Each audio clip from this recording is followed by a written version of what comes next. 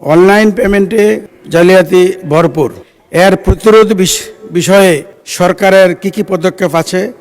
বিশেষ করে পৃথিবীতে এমন টেকনোলজি বিদ্যমান যে চুরি এটিএম সিডিএম থেকে চুরি করে ডাকাতি করে টাকা নিলে সেই টাকা মার্কেটে আর প্রচলন করা যায় না।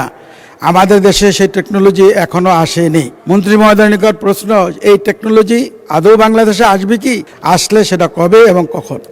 অনলাইন ব্যাংকিং সেবার আওতায় গ্রাহকের ইউজার নেম, পিন ও ওয়ান টাইম পাসওয়ার্ড এর মাধ্যমে অর্থ স্থানান্তর সম্পন্ন হয়। গ্রাহকের অসচেতনতার সুযোগ নিয়ে প্রতারক চক্র অনলাইন লেনদেনের ক্ষেত্রে বিভিন্ন ধরনের জালিয়াতি কার্যক্রম পরিচালনা করে থাকে।